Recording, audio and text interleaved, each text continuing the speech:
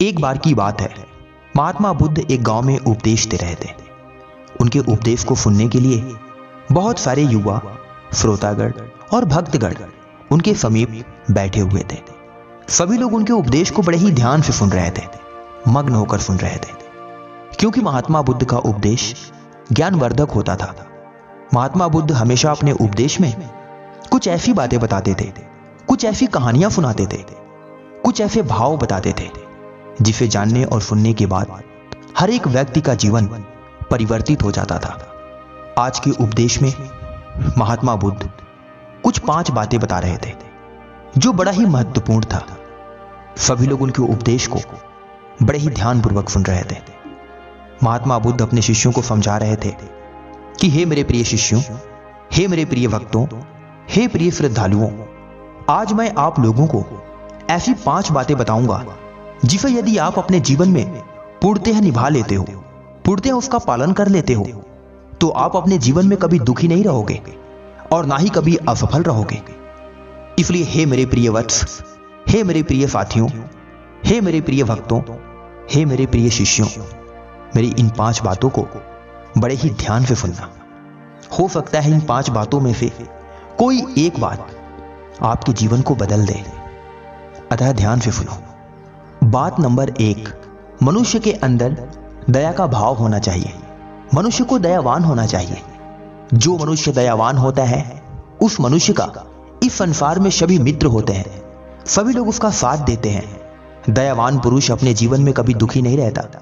जो व्यक्ति दूसरों के प्रति दया रखता है, दूसरों की मदद करता है, दूसरों की सहायता करता है, असहाय व्यक्तियों की सहायता करता है, वह मनुष्य अपने जीवन में कभी भी दुख को नहीं भोगता।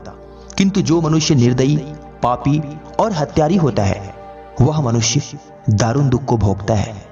अतः हे मेरे प्रिय वत्स, अपने जीवन में हमेशा अपने अंदर दया का भाव रखना, हमेशा अपने अंदर प्रेम का भाव रखना, हमेशा एक दूसरे से प्रेम करना।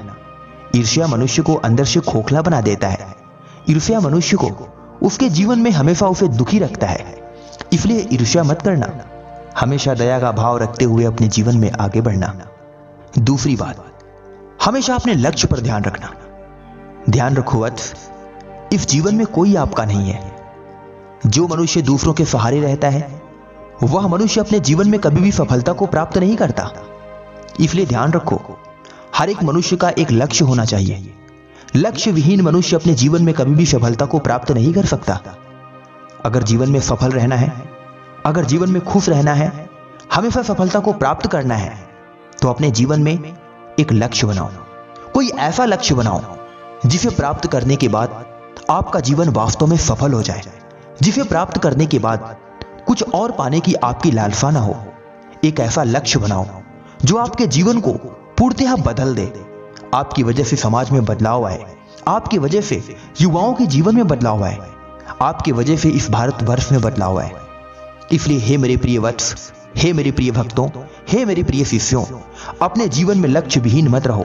अपने लक्ष्य पर ध्यान रखो और हमेशा अपने लक्ष्य की तरफ आगे बढ़ते रहो, तभी आप अपने जीवन में सफल व्यक्ति बन सकते हो। इतना कहने के बाद महात्मा बुद्ध फिर आगे बोलते हैं।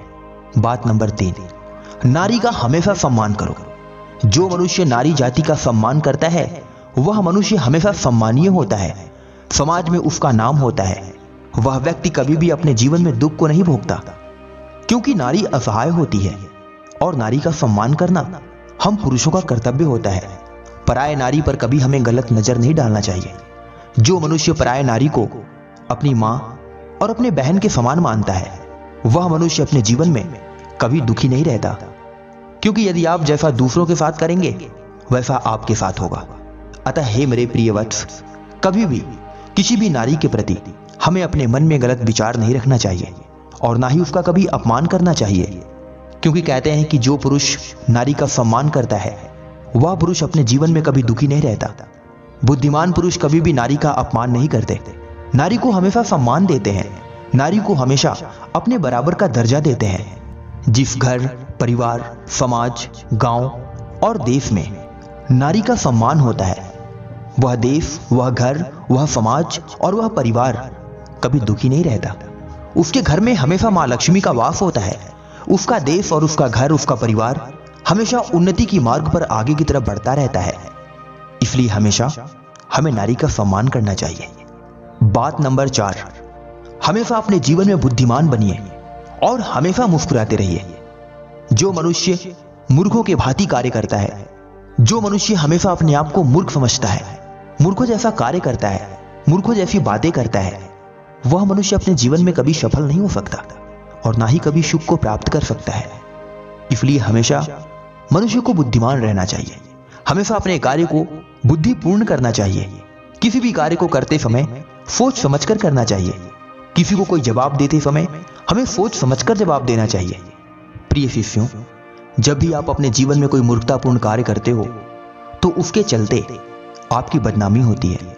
लोग आप पर हंसते हैं, लोग आपको ना जाने कितनी बातें कहते हैं, आपको बुरा भला और तरह तरह की बातें सुनाते हैं।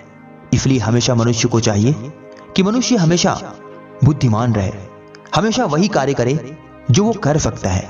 मनुष्य को कभी भी अपने जीवन में दुखी नहीं रहना चाहिए, क्योंकि जो मनुष्य दुखी रहता है उस मनुष्य का कोई नहीं होता।